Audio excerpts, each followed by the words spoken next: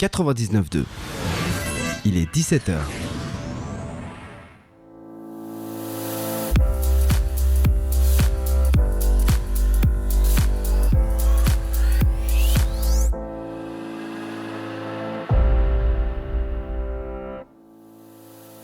Bonjour à toutes et à tous, Judith au micro, je suis journaliste chez Info Jeunes Valdoise. Aujourd'hui, c'est le retour de l'émission L'Actu des jeunes sur RGB. On se retrouve chaque dernier lundi du mois de 17h à 17h30. Et bien sûr, vous commencez à avoir l'habitude, je suis accompagnée de ma collègue Louf. Bonjour. Et aujourd'hui, une nouvelle invitée spéciale, et c'est Colline. Bonjour, je suis stagiaire au CIGE depuis 2 mois et je vous accompagne aujourd'hui pour cette émission spéciale environnement. D'ailleurs, Judith, quoi de prévu pour début juillet ? Alors la nouvelle activité à ne pas manquer cet été, c'est la base nautique Marin d'eau douce qui se situe à Cergy-Port. Et vous allez pouvoir faire du bateau sans permis entre amis ou même avec votre copain ou votre copine. Et le tarif, accrochez-vous, c'est à partir de 9 € par personne pour 1 heure. Je pense que là, vous n'avez plus d'excuses. Le vendredi 3 juillet, sortez vos pop-corn. 3 sessions de cinéma en plein air vont s'installer à Deuil-la-Barre, Écouen et à Luzarches. Tout ça gratuitement à partir de 19h. Selon les villes, vous allez pouvoir voir Nos Jours Heureux, le Royaume de Kensuke ou Falcon Express. Du mercredi au dimanche jusqu'au 12 juillet, la plage de Caravane Bazart vous attend à l'île de loisirs de Cergy. C'est un concert chaque soir d'ouverture, des spectacles et des animations en accès libre de 17h à minuit, en espérant que les prochaines vagues de chaleur ne chamboulent pas les différents programmes culturels.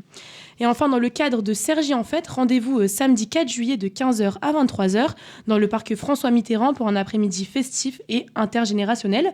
Il y aura des animations gratuites pour tous les âges et des ateliers créatifs et DIY aussi pour tous les âges, donc tout le monde est le bienvenu.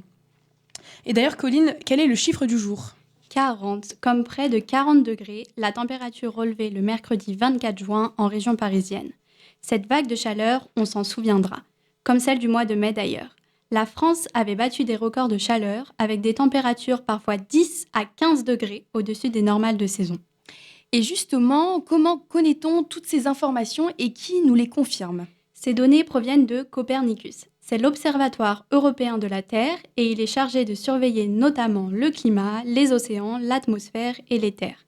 Son rôle, c'est de fournir des données ouvertes à tous pour éclairer les politiques climatiques et nous aider à comprendre les évolutions passées, présentes et futures. Il fait ça grâce à des satellites et capteurs installés un peu partout sur la planète et dans l'espace. Mais alors, qu'est-ce qu'il nous dit cet observatoire ? Eh bien, comme d'autres experts, Lou, il tire la sonnette d'alarme. Mai 2026, c'est le 2e mois de mai le plus chaud jamais enregistré, juste derrière celui de 2024. Aussi, la semaine du 22 au 26 juin figure parmi une des plus chaudes jamais enregistrées en France. Et surtout, ce qui était autrefois des extrêmes devient peu à peu ordinaire. C'est la preuve que le dérèglement climatique est bien une réalité qui s'installe. Mais alors Colline, les chiffres de Copernicus inquiètent, mais ils ne sont pas non plus une fatalité. Tu as raison, il est encore temps d'agir et chaque geste compte. Le climat, c'est l'affaire de tous, alors à nous de jouer pour ne pas laisser ces dernières vagues de chaleur devenir la norme de demain. Et pour ma chronique Combien ça coûte, j'ai une question à te poser, Colline. Est-ce que tu utilises régulièrement l'intelligence artificielle ? Oui, ça m'arrive, notamment pour gagner du temps lorsque je réponds à mes mails, par exemple. Parce que dans ce Combien ça coûte, on va peser le prix de notre nouvelle habitude à tous, le prompt. Vous savez, c'est cette petite phrase qu'on tape sur ChatGPT, Gemini ou encore Claude pour lui demander de rédiger un mail, de créer notre starter pack ou de corriger un code informatique. En juillet 2025, il y a 1 an, OpenAI annonçait que ChatGPT recevait 18 milliards de prompts par semaine pour 700 millions d'utilisateurs. Vu que c'est virtuel, on a tous l'impression que c'est gratuit pour la planète. D'ailleurs, les géants de la tech adorent nous rassurer. Récemment, Google a sorti une étude sur son IA Gemini. Selon leurs calculs, une requête, donc le prompt, ne coûte que 0,24 Wh d'électricité. L'équivalent d'une petite minute d'une ampoule LED et 5 petites gouttes d'eau pour refroidir les machines. Bref, on pourrait même penser que l'IA serait presque écolo. Mais on est sûr de pouvoir faire confiance à tous ces calculs ? C'est ça, il y a toujours un « mais ». Comme le révèle un article très fouillé publié par le chercheur Denis Tristram dans The Conversation, ce bilan est un trompe-l'œil. Mais pourquoi ? Parce que Google a volontairement rétréci le périmètre de calcul. D'abord, ce chiffre ne comprend que l'électricité consommée à l'intérieur de leur propre centre de données. Ce qu'ils oublient, c'est vos routeurs Internet, vos box, la 5G, votre ordinateur ou votre smartphone où on affiche la réponse. Ensuite, et c'est le plus gros problème, c'est comme si on mesurait le coût écologique d'un trajet en voiture en oubliant oubliant l'énergie qu'il a fallu pour fabriquer le moteur et construire l'autoroute. Pour qu'un modèle d'IA réponde à votre prompt en 1 seconde, il a fallu l'entraîner pendant des mois sur des supercalculateurs géants.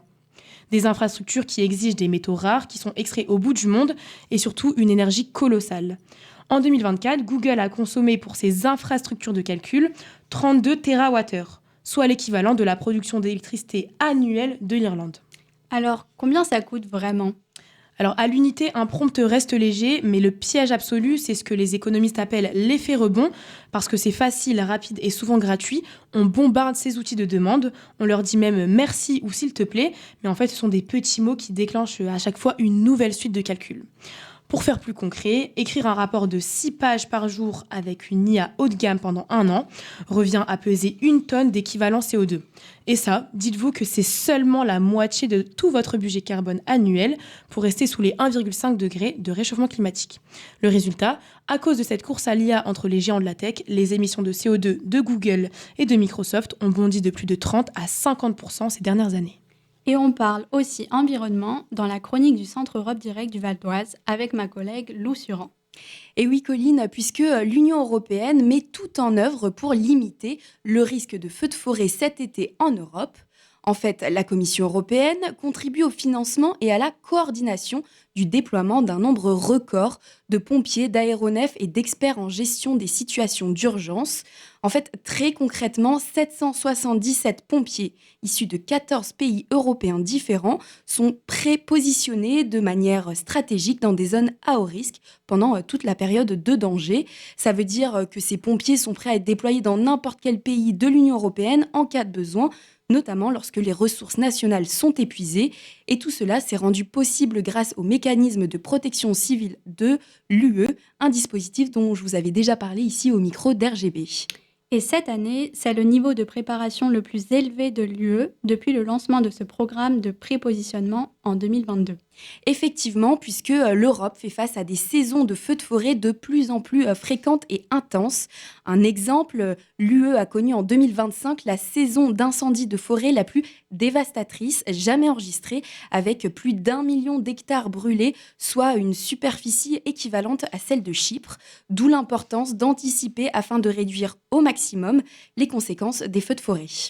Donc je pense que vous l'avez compris, le thème de cette émission, c'est l'écologie. Et donc sur le débunkage, on n'abandonne pas, on continue sur l'écologie. Même pas vrai d'abord, même pas vrai d'abord. 665 fake news climatiques en 2025, c'est le nombre relevé par l'Observatoire des médias sur l'écologie, ce qui fait 13 par semaine en moyenne et 2 par jour sur nos ondes. C'est la première fois qu'en France, on mesure un phénomène sur une année complète. Les pics ont été atteints au mois de juin et juillet avec 133 puis 139 cas de fake news climatiques. Pendant les débats télé, les sujets les plus touchés sont la programmation énergétique, la canicule et les zones à faible émission, autrement appelées ZFE. En septembre notamment avec le discours de Donald Trump à l'ONU et le second vote sur les ZFE. Le classement des chaînes, alors on part sur Sud Radio, une fake news climatique toutes les heures d'information, CNews une toutes les 35 minutes, puis RMC et Europe 1. Mais alors, qui sont ceux qui diffusent ces fausses informations ? Alors, si on peut les appeler comme ça, les coupables, ce sont un tiers des invités, un quart des invités qui sont politiques et 1/5 des journalistes eux-mêmes. Et sur les 4 premiers mois de l'année, 80% des cas concernés sont sur CNews et Europe 1. 2 cibles principales, donc, les énergies renouvelables, un faux lien avec la hausse des prix de l'électricité et des chiffres erronés sur les aides publiques. Et bien sûr, la voiture électrique, on entend souvent elle pollue plus que les thermiques. Le thermique n'est pas un problème climatique. 2 discours qui repartent à la hausse fin 2025, quand l'Union européenne recule sur l'interdiction des moteurs thermiques prévus pour 2035. Le phénomène se mesure désormais chaîne par chaîne et mois par mois. La France et l'Union européenne ont signé une déclaration mondiale pour l'intégrité de l'information sur le climat. Ces données permettront de vérifier si les actes suivent les paroles. Dès fin février 2026, l'Observatoire élargit sa surveillance à la presse écrite, aux magazines et à certains sites d'information avec un lancement public le 26 février au Théâtre de la Concorde. Un nouveau chantier s'ouvre aussi sur le greenwashing publicitaire. Mais alors Judith, à notre échelle, qu'est-ce qu'on peut faire face à ces fake news liées au climat ? Alors, bien sûr, le plus important, c'est de vérifier ses sources, signaler la fake news pour éviter qu'elle ne se propage et bien sûr, diversifier les médias d'information. Merci pour ces conseils, Judith. D'ailleurs, dans quelques instants, on vous propose l'interview exclusive d'une influenceuse qui parle d'écologie et qui aura d'ailleurs des conseils pour vous. Mais juste avant, on écoute When I Was Your Man de Bruno Mars qui a performé 3 dates la semaine dernière au Stade de France.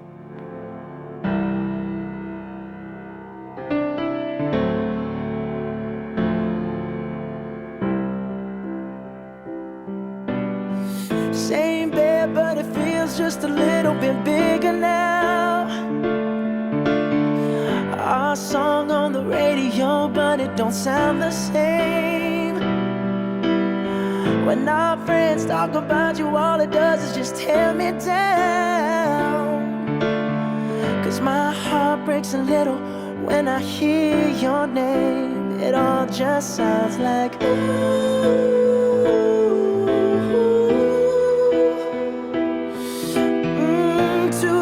Too dumb to realize that I should have bought you flowers and held your hand. Should have gave you all my hours when I had the chance. Take you to every party, 'cause all you wanted to do was dance. Now my baby's dancing, but she's dancing with another man.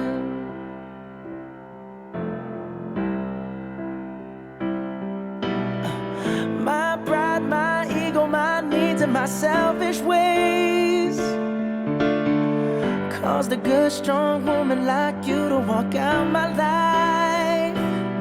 Now I'll never get to clean up the mess I made. Oh, and that haunts me every time I close my eyes. It all just sounds like ooh.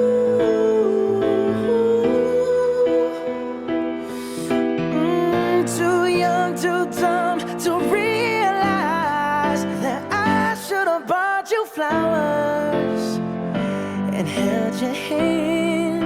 Should have gave you all my hours when I had the chance. Take you to every party, 'cause all you wanted to do was dance. Now my baby's dancing, but she's dancing with another man.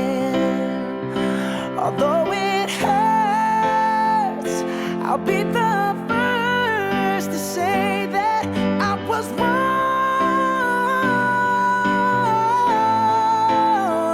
Oh, I know I'm probably much too late to try and apologize for my mistakes, but I just want you to know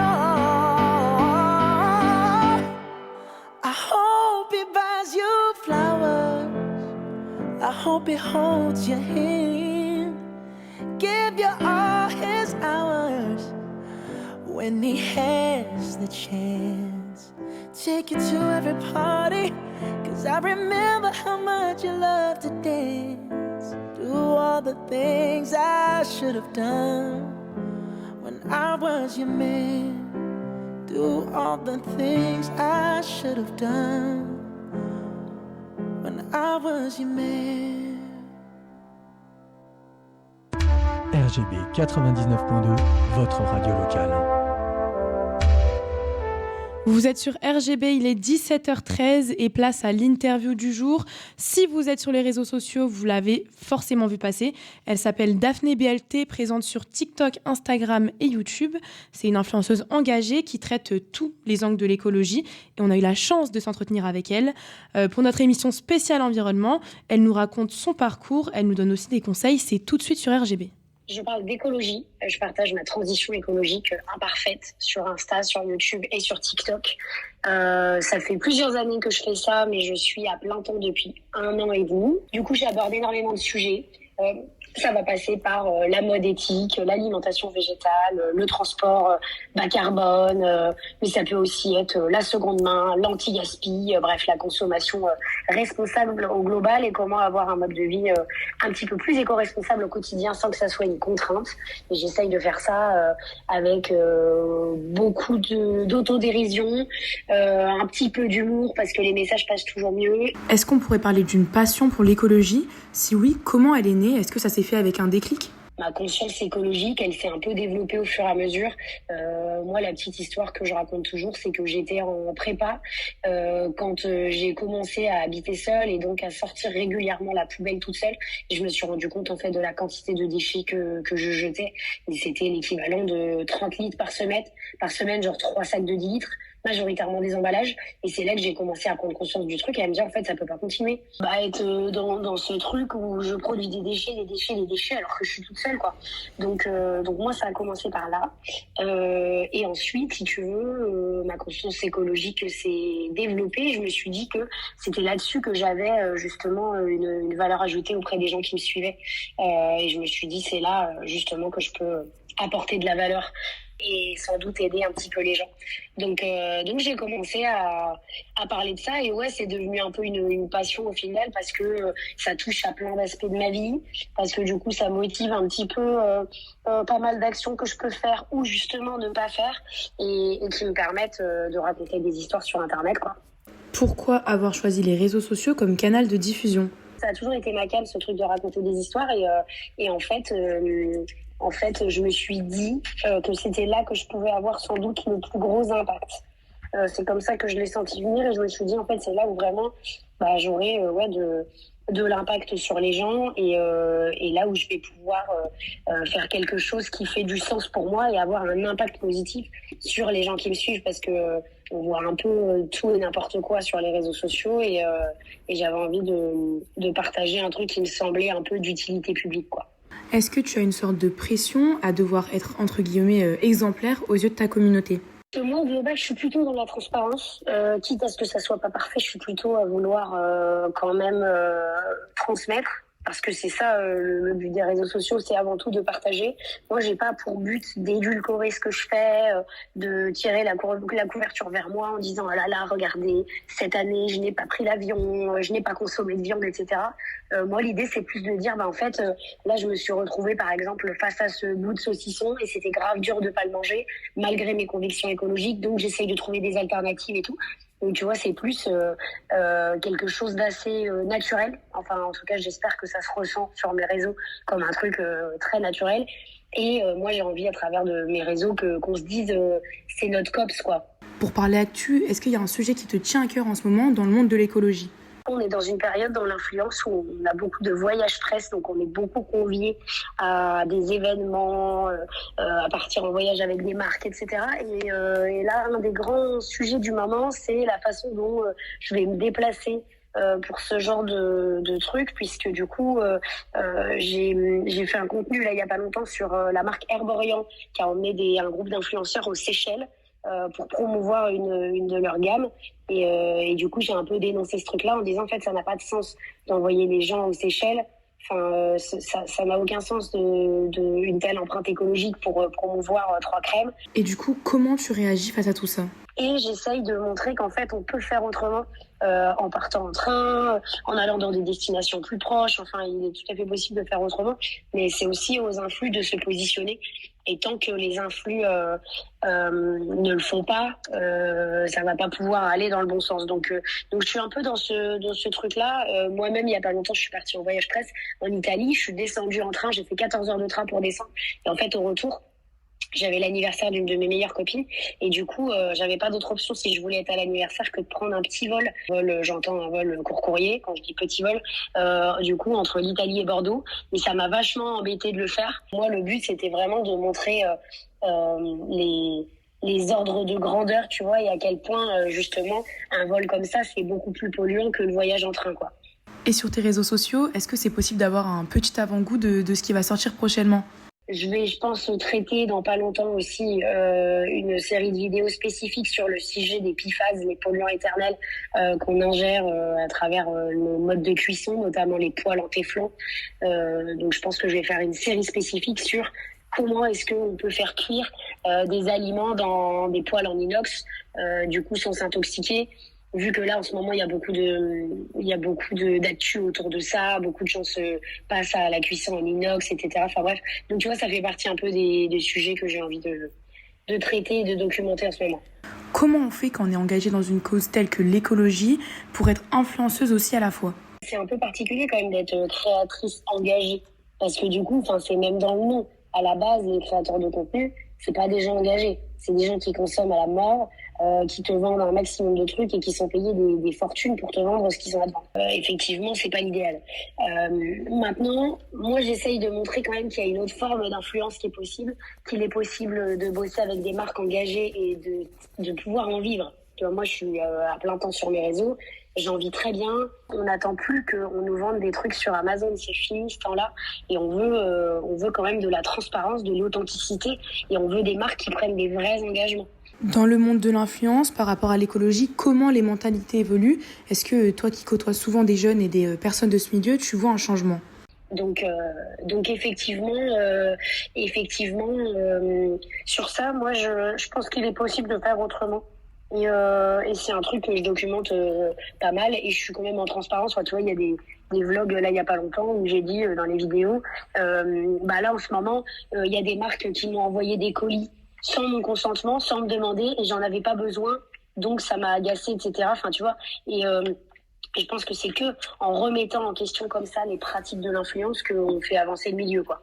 Quand je vais, par exemple, sur des comptes d'influx qui sont pas particulièrement engagés et qui en ont rien à foutre, je vois quand même des commentaires. Là, tu vois, typiquement, le truc du voyage presse aux Seychelles, sur les comptes des gros influx qui ont plusieurs millions d'abonnés, il y avait des commentaires qui disaient justement c'est complètement lunaire de faire ça, c'est débile, vous vous rendez compte de la pollution que ça engendre et en plus vous faites la promotion de ça à grande échelle, c'est complètement ouf, bref. Et donc du coup, typiquement sur cet exemple-là, je pense que maintenant, je vois plus beaucoup de posts d'influx qui mettent en avant des comportements pas écolos sans qu'il y ait minimum un commentaire de quelqu'un qui lui dise c'est pas ok ce que tu es en train de faire et c'est pas ok ce que tu es en train de promouvoir. Donc, sur ça, moi, j'ai quand même l'impression que les mentalités sont en train de changer. Et c'est un enjeu de demain, mais c'est surtout un enjeu d'aujourd'hui. Et c'est un enjeu aussi pour les influenceurs, je pense, de prendre la parole sur ça, aussi pour regarder leur crédibilité et leur audience et pas être vu comme un simple panneau publicitaire ou quelqu'un qui est complètement déconnecté de la réalité. Moi-même, ainsi que je pense les auditeurs, nous nous demandons quel est le petit changement, mais qui peut faire pencher la balance vers le côté écologique. Écoute, l'un des gestes qui a le plus d'impact au quotidien, c'est de limiter sa consommation de produits d'origine animale. C'est là où tu vas pouvoir vraiment réduire la pression que tous les industriels, etc., mettent sur les écosystèmes, notamment, tu vois, les poissons, notamment la viande aussi. La viande, le plus important, c'est tout ce qui est les ruminants, donc le bœuf et les moutons, parce que du coup, ils émettent du méthane quand ils mâchent, et du coup ce méthane est un gaz qui est 40 fois plus polluant que le CO2, donc ça réchauffe l'atmosphère à vitesse grand V. Donc effectivement, intégrer un petit peu plus de repas végétariens dans son alimentation, c'est bon pour ton corps, bon pour ta santé, c'est bon pour ton porte-monnaie parce que ça coûte moins cher, et c'est bon pour l'environnement. Comment ça se passe avec ton entourage ? Est-ce qu'ils te soutiennent ? Est-ce qu'ils comprennent la démarche ? Mon entourage, moi, au global, déjà, j'ai personne qui est végétarien autour de moi, ce qui est quand même relativement compliqué parce que du coup, essayer de tenir un truc alors que autour de toi, tout le monde est à l'inverse de ce que toi, tu tentes de faire, c'est un peu compliqué. Plus de ça, si tu veux, là, du coup, dans la série que je documente, c'est intéressant parce qu'il y a beaucoup de gens qui s'y retrouvent dans le sens où il y a beaucoup de gens pour qui la famille est en mode « Ah non, mais pourquoi tu fais ça ça nous fait chier, etc. » Enfin, l'incompréhension et surtout le fait de pas avoir envie de comprendre, parce que tu peux être dans l'incompréhension mais accepter, mais tu peux aussi être dans l'incompréhension et critiquer ce que la personne est en train de faire. Donc petite nuance quand même par rapport à ça. Et effectivement, moi j'ai pas un entourage qui est très sensibilisé à ça, mais quand même ça tend à aller vers le mieux. En tout cas, j'ai l'impression que ça tend à aller vers le mieux, et ça c'est plutôt cool parce que ça veut dire que quand même c'est en train d'évoluer pour les gens qui sont autour de moi, et c'est important parce que ça fait partie de ce que moi j'essaye de devenir et des causes que je défends et qui me tiennent à cœur. Et dans 10 ans, Daphné, où tu le vois ? Quels sont tes projets ? Qu'est-ce que tu aimerais faire ? Là, le but, c'est de développer ma chaîne YouTube. J'aime beaucoup YouTube comme plateforme, j'aime beaucoup les formats longs et tout, donc j'espère que dans 10 ans, là à l'heure actuelle j'ai une monteuse, mais pourquoi pas après avoir un cadreur, un ingé son et développer des plus gros projets tu vois, sur YouTube. Après, moi, ça me plairait de faire un peu plus, de documenter un peu plus de voyages en train, notamment, par exemple, documenter un voyage en train où je vais, par exemple, en Asie en train ou un truc comme ça, ou alors je vais aux États-Unis, enfin sur le continent américain en bateau ou quelque chose comme ça. Ça, c'est un truc qui me ferait bien kiffer. La partie projet, j'ai en tête effectivement de faire un podcast. Là, à l'heure actuelle, je suis sur un autre projet avec une copine sur une série de vidéos sur laquelle on travaille beaucoup, donc c'est pas pour demain le podcast, mais c'est un format sur lequel j'aimerais venir dans quelques années. Probablement que ça sera un des prochains projets dans mes années à venir. En revanche, je me vois bien, pourquoi pas, tu vois, peut-être avoir une marque d'upcycling, un truc qui est un peu de l'ordre du recyclage, de la réutilisation, voilà, ou que ce soit un projet comme ça, ou bien un projet peut-être, tu vois, qui peut être un projet de conférence, ou voilà, mais un truc qui peut être dédié, pourquoi pas, aux entreprises. Encore un grand merci à Daphné de nous avoir accordé de son temps pour cette émission. Vous pouvez la retrouver sur ses réseaux sociaux sous le pseudo de Daphné BLT. Merci à Lou et à Colline pour toutes ces infos. Et merci à vous de nous avoir écoutés. C'est déjà la fin de l'émission. C'était la 10e depuis le début de l'année. Le temps passe quand même vite avec vous. Effectivement. On se retrouve le mois prochain, le 27 juillet à 17h. Bonne fin de journée. Au revoir. Au revoir.